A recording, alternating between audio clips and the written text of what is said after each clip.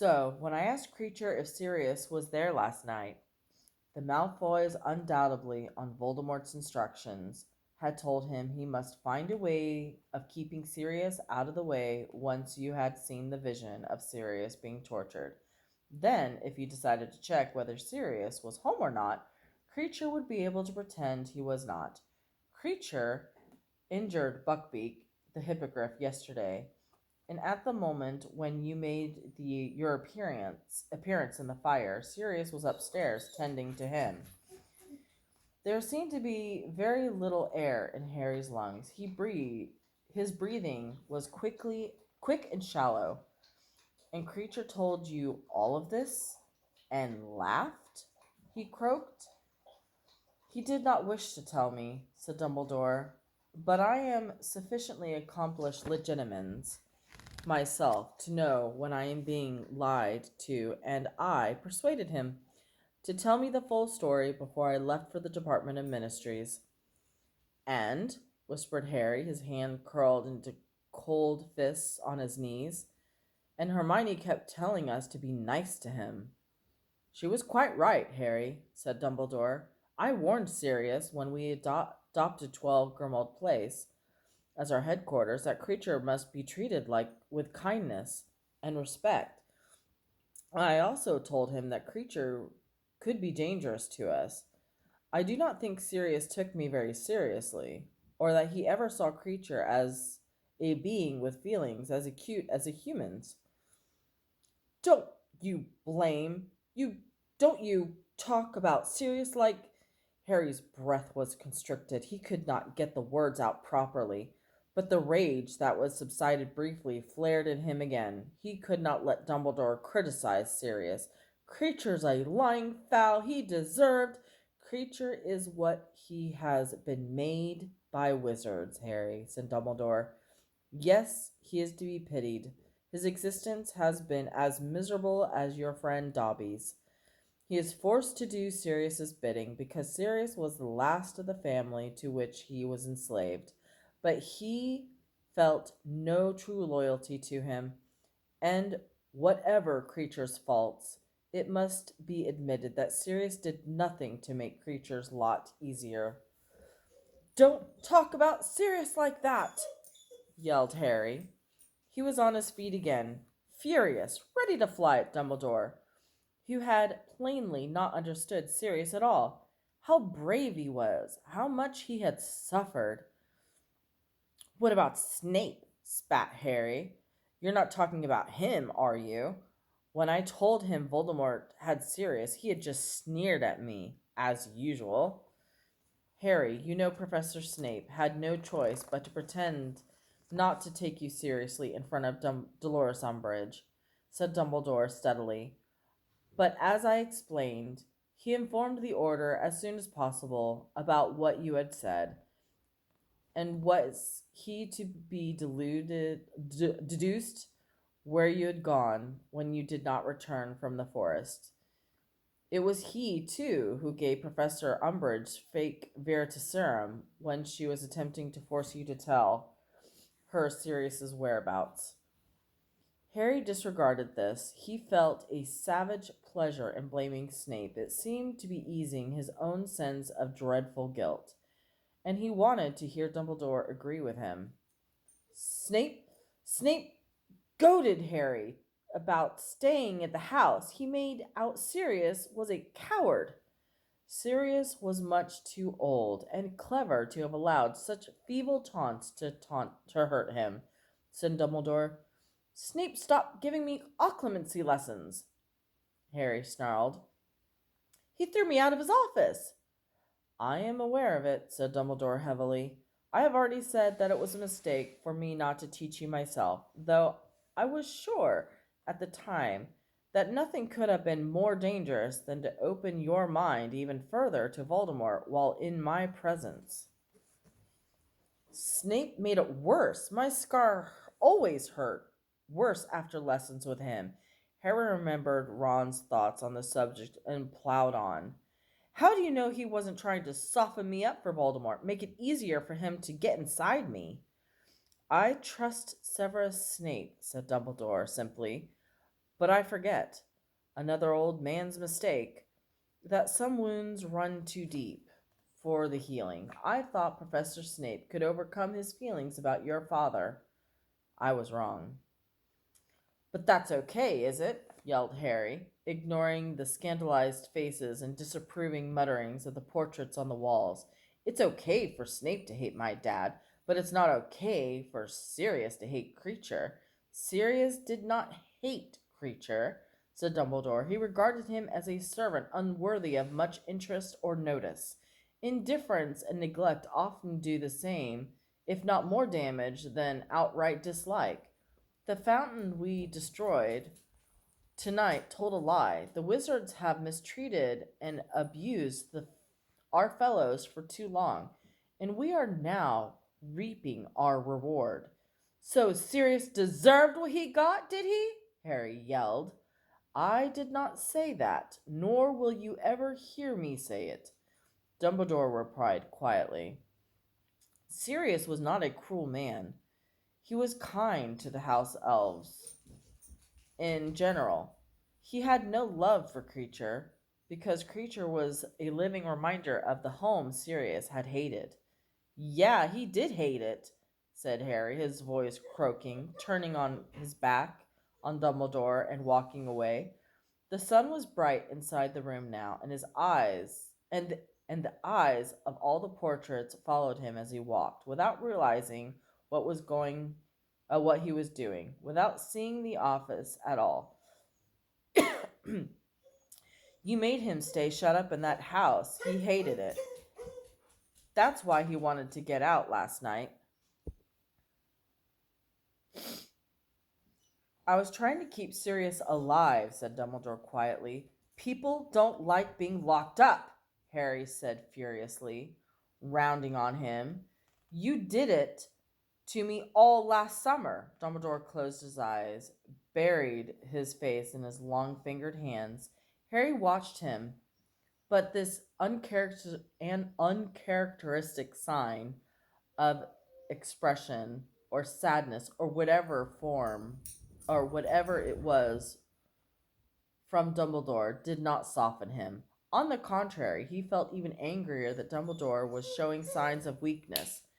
He had no business being weak when Harry wanted to rage and storm at him. Dumbledore lowered his hands and surveyed Harry through his half-moon glasses. It is time, he said, for me to tell you what I should have told you 5 years ago, Harry. Please sit down. I'm going to tell you everything. I ask only a little patience. You will have your chance to rage at me, to do whatever you'd like. When I am finished, I will not stop you. Harry glared at him for a moment, then flung himself back into the chair opposite Dumbledore and waited.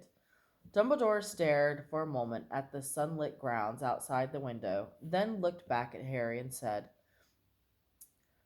5 years ago, you arrived at Hogwarts, Harry, safe and whole, as I planned and intended. Well, not quite whole. You had suffered. I knew you would when I left you on your aunt and uncle's doorsteps. I knew I was condemning you to 10 dark and difficult years. He paused. Harry said nothing.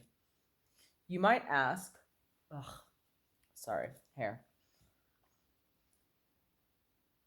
You might ask, and with good reason, why it had to be so. Why could some wizarding families not have taken you in? Many would have done so more than gladly. When you have honored and delighted to raise you as a son, my answer is that my priority was to keep you alive.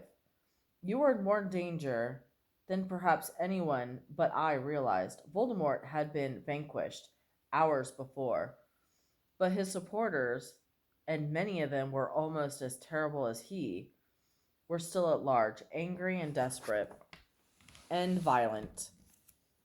And I had to make my decision, too.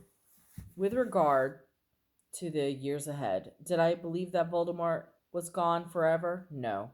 I knew not whether it would be 10, 20, or 50 years before he returned, but I was sure he would do so, and I was sure too knowing him as I have done, that he would not rest until he killed you. I knew Voldemort's knowledge of magic is perhaps more extensive than any wizard alive.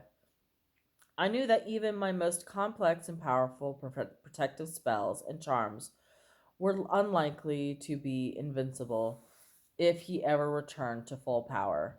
But I knew, too, where Voldemort was weak. As so, I made my decision. He would be You would be protected by the ancient magic of which he knows, which he despises, and which he has always therefore underestimated. To his cost. I'm speaking, of course, of the fact that your mother died to save you. She gave you a lingering protection he never expected, a protection that flows in your veins to this day. I put trust, therefore, in your mother's blood. I delivered you to your sister, her only remaining relative. She doesn't love me, Harry said at once. She doesn't give a damn. But she took you. Dumbledore cut across him. She may have taken you grudgingly, furiously, unwillingly, bitterly, yet still she took you. And in doing so, she sealed the charm I placed upon you. Your mother's sacrifice made the bond of blood the strongest shield I could give you. I still don't. While you still call home this place your mother's blood dwells, there you cannot be touched or harmed by Voldemort. He shed his blood, but it lives on in you and her sister. Her blood becomes your refuge.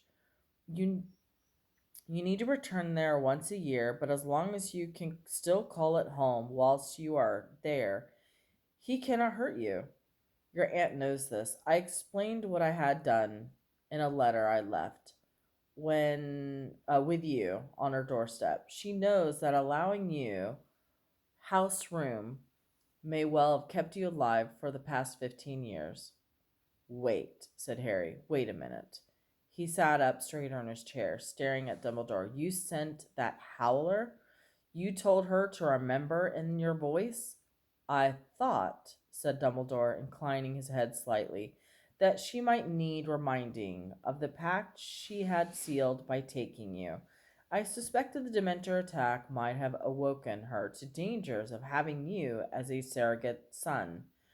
It did, Harry said quietly. Well, my uncle more than her. He wanted to chuck me out, but after the howler came, she said I had to stay. He stared at the floor for a moment, then said, But what's this got to do with... He could not say Sirius's name. 5 years ago, then, continued Dumbledore, as though he had not paused in his story, you arrived at Hogwarts. Neither as happy nor as well nourished as I would have liked. Perhaps, yet alive and healthy. You were not a pampered little prince, but a normal boy, as I could have hoped under the circumstances. Thus far, my plan was working well. And then, well, you will remember the events of your first year at Hogwarts quite clearly as I do. You rose magnificently to the challenge that faced you, and sooner, much sooner than I anticipated, you found yourself face to face with Voldemort.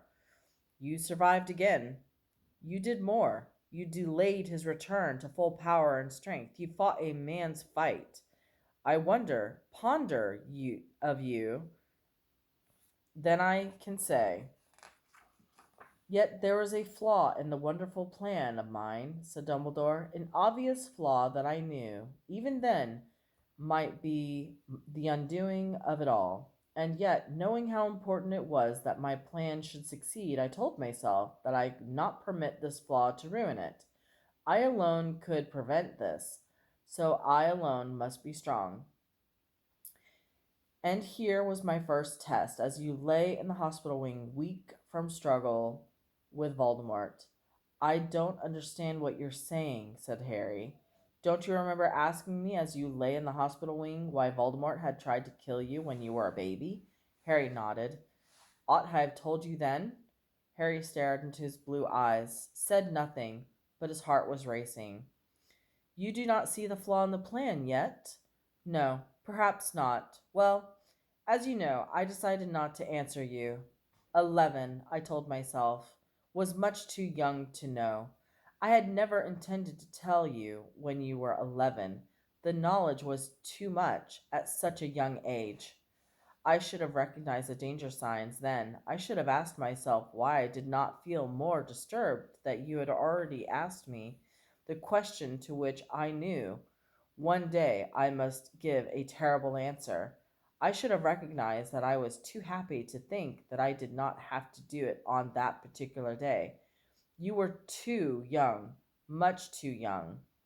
And so we entered the second year of Hogwarts. Once again, you met the challenges even grown wizards have never faced. Once again, you acquitted yourself beyond my wildest dreams. You did you did not ask me again, however, why Voldemort had left that mark on you. We discussed your scars, oh yes. We became very, very close to the subject. Why did I not tell you everything? Well, it seemed to me at 12 was, after all, hardly better than 11 to receive such information.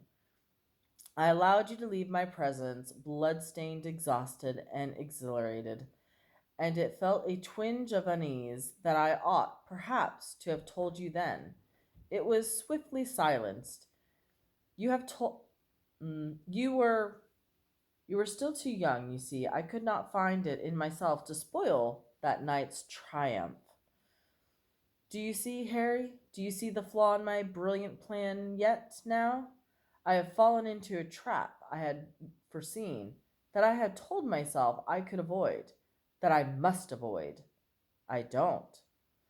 I cared about you too much, Harry, said Dumbledore simply. I cared more for your happiness than your knowledge of truth, more for your peace of mind and than my plan, more for your life than the lives that it might lost if the plan failed. In other words, I acted exactly as Voldemort expected we fools who love to act. Is there defiance? I defy anyone who has watched you as I have watched you more closely than you can have imagined, not to want to save you more pain than you have already suffered. What did I care if numbers of nameless, faceless people and creatures were slaughtered in the vague future? If in here and now you were alive and well and happy, I never dreamed that I would have such a person on my hands. We entered your third year. I watched from afar as you struggled to repel Dementors, as you found Sirius, learned what he was, and rescued him. Was I to tell you then, at that moment, when you triumphantly snatched your godfather from the jaws of the ministry? But now, at the age of 13, my excuses were running out. Young you might be, but you have proved yourself exceptional. My conscience was uneasy. Harry, I knew the time must come soon. But you came out of the maze last year, having watched Cedric Diggory die, having escaped death so narrowly yourself. And I did not tell you, though I knew. Now Voldemort had returned, I must do so soon. And now, tonight, now you have long been ready for the knowledge I have kept from you for so long, because you have proved that I should have placed that burden upon before this. My only defense is that this: I have watched you struggle under more burdens than any student who have ever passed through this school, and I could not bring myself to add another, the greatest of all. Harry waited, but Dumbledore did not speak. I still don't understand. Voldemort tried to kill you when you were a child because of a prophecy made shortly before your birth. He knew the prophecy had been made, though he did not know its full contents. He set out to kill you when you were still a baby, believing he was fulfilling the terms of the prophecy. He discovered, to his cost, that he was mistaken when the curse intended to kill you backfired. And so, since the return of his body, and particularly since the extraordinary escape from last year. He had been determined to hear that prophecy in its entirety. This is the weapon he's been seeking so assiduously since his return, the knowledge of how to destroy you. The sun had risen fully now. Dumbledore's office was bathed in it. The glass case in which Gryffindor's the sword of Godric Gryffindor resided gleaming white and opaque. The fragments of the instruments Harry had thrown to the floor glistened like raindrops, and behind him the baby fox made soft chirping noises in his nest of ashes. The prophecy smashed, Harry said blankly. I was pulling Neville up those benches in the room where the archway was, and I ripped his robes and it fell. The thing that smashed was merely the recording of the prophecy kept at the Department of Ministry, but the prophecy was made to somebody, and that person has the means to recall it perfectly. Who heard it? Asked Harry, though he thought he knew the answer already. I did, said Dumbledore. On a cold, wet night 16 years ago in a room above the bar of Hogshead Inn, I had gone there to see an applicant for the post of divination teacher, though it was against my inclination to allow a subject of divination to continue at all. The applicant, however, was a great great granddaughter of a very famous, very gifted seer, and I thought it common politeness to meet her. I was disappointed. It seemed to me that she had not a trace of the gift inside her. I told her, courteously, I hope, that I did not think she would be suitable for the post. I turned to leave. Dumbledore got to his feet, walked past Harry to the black cabinet, and stood beside Fawkes' perch.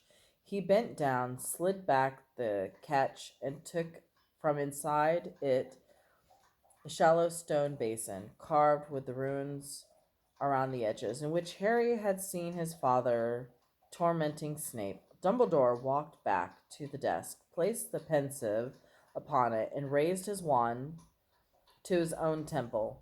From it he withdrew silvery, gossamer fine strands of thought clinging to the wand, and deposited them into the basin. He sat back down behind his desk and watched his thoughts swirl and drift inside the pensieve for a moment. Then, with a sigh, he raised his wand and prodded the silvery substance with his tip. A figure rose out of it, draped in shards, her eyes magnified to enormous size behind her glasses, and she resolved slowly, her feet in the basin, but was Sybil Trelawney spoke. It was not her usual ethereal, mystic voice, but in harsh, hoarse tones Harry had heard once before. The one with the power to vanquish the Dark Lord approaches, born to those who have trice defied him, born as the seventh month dies, and the Dark Lord will mark him as his equal, but he will have power the Dark Lord knows not, and either must die at the hand of the other, for neither can live while the other survives. The one with the power to vanquish the Dark Lord will be born as the seventh month dies. The slowly revolving Professor Trelawney sank back into the silvery mass below and vanished. The silence within the office was absolute. Neither Dumbledore nor Harry nor any of the portraits made a sound. Even Fawkes had fallen silent. Professor Dumbledore, Harry said very quietly, for Dumbledore, still staring at the pensieve, seemed completely lost in thought. It. Did that mean. What did that mean? It meant, Dumbledore, that the person who has the only chance of conquering Lord Voldemort for good was born at the end of July, nearly 16 years ago, the boy would have been born to the parents who have already defied Voldemort 3 times. Voldemort felt as though something was closing in on him. His breathing seemed difficult again. It means me? Dumbledore took a breath. The odd thing, Harry, he said softly, is that it may not have meant you at all. Sybil's prophecy could have been applied to 2 boys, both born at the end of July that year, both of whom parents of the Order of the Phoenix, both sets of parents having narrowly escaped Voldemort 3 times. One, of course, was you. The other was Neville Longbottom. But then, but then why was it my name on the prophecy and not Neville's? The official recorded was relabeled. After Voldemort's attack on you as a child, said Dumbledore, it seemed plain to the keeper of the halls of the prophecy that Voldemort could have only tried to kill you because he knew you to be the one whom Sybil was referring. Then it might not be me, said Harry. I am afraid, said Dumbledore slowly, looking as though every word cost him a great effort, that there is no doubt that it is you. But you said Neville, born at the end of July, too, and his mom and dad. You are forgetting the next part of the prophecy, the final identifying feature of the boy who could vanquish Voldemort. Voldemort himself would mark him as his equal. And so he did. Harry, he chose you, not Neville. He gave you the scar that he has proved both blessing and curse. But he might have chosen wrong, said Harry. He might have marked the wrong person. He chose the boy he thought most likely to be in danger to him, said Dumbledore. And notice this. Harry, he chose, not the pure-blood which, according to the creed, is the only kind of wizard worth being or knowing, but the half-blood, like himself. He saw himself in you before he ever seen you.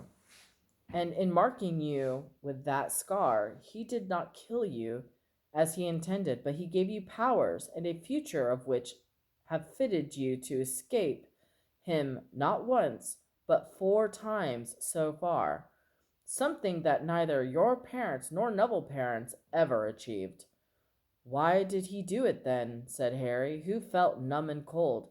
Why did he try and kill me as a baby? He should have waited to see whether Neville or I were more dangerous, and then when we were older and tried to kill whoever that was. That might indeed have been more practical, of course, said Dumbledore, except that Voldemort's information about the prophecy was incomplete. The Hog's Head Inn, which Sybil chose for its cheapness, was long attracted, shall we say, a more interesting clientele than Three Broomsticks, as you and your friends found out to your cost, and to mine, that night. It was a place where it was never safe to assume that you were not being overheard. Of course, I had not dreamed when I set out to meet Sybil Trelawney that I would hear anything worth overhearing. Our one stroke of good fortune was that the eavesdropper was detected only for a short way into the prophecy and thrown from the building. So he only heard the beginning part of the prophecy, the birth of the boy in July, and the parents who had thrice defied Voldemort. Consequently, he could not warn his master that to attack you would be the risk of transferring power to you in marking you as his equal. So Voldemort never knew that there might be a danger in attacking you, that it might be wise to wait, to learn more. He did not know that you would have power the Dark Lord knows not. But I don't, said Harry in a strangled voice. I haven't any powers he hasn't got. I couldn't have fought the way you did tonight. I can't possess people or kill them. There is a room in the Department of Ministries, interrupted Dumbledore, that is kept locked at all times. It contains a force that is once more wonderful and more terrible than death. The human intelligence, that the forces of nature. It is also perhaps the most mysterious of many subjects for study that reside there. It is the power held within the room that you possess in such quantities that Voldemort has not at all. The power took you to save Sirius tonight. The power also saved you from possession of Voldemort, because he could not bear to reside in a body so full of that force he detests. In the end, it mattered not that he could not close your that you could not close your mind. It was your heart that saved you. Harry closed his eyes. It had not gone to save.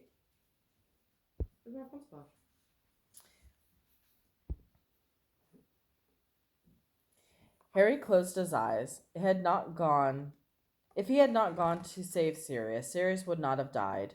More to stave off the moment when he would have to think of Sirius again, Harry asked, without caring much about the answer. The end of the prophecy was something about neither can live while the other survives, said Dumbledore. So, said Harry, dredging up the words, whom he felt like a deep well of despair inside him. So does that mean that one of us has got to kill the other in the end? Yes, Dumbledore said. For a long time neither of them spoke. Somewhere far beyond the office walls, Harry could hear the sound of voices, students heading down to the great hall for an early breakfast, perhaps. It seemed impossible there could be people in the world who still desired food, who laughed, who neither knew nor cared that Sirius Black was gone forever. Sirius seemed a million miles away already. Even now, a part of Harry still believed that if he had only pulled back that veil, he could have found Sirius looking back at him, greeting him, perhaps, with his laugh, like a bark. I feel I owe you another explanation, Harry, said Dumbledore hesitantly. I may perhaps have wondered why I never chose you as a prefect. I confess that I rather thought you had enough responsibility to be getting on with. Harry looked up at him and saw a tear trickling down Dumbledore's face into his long silver beard.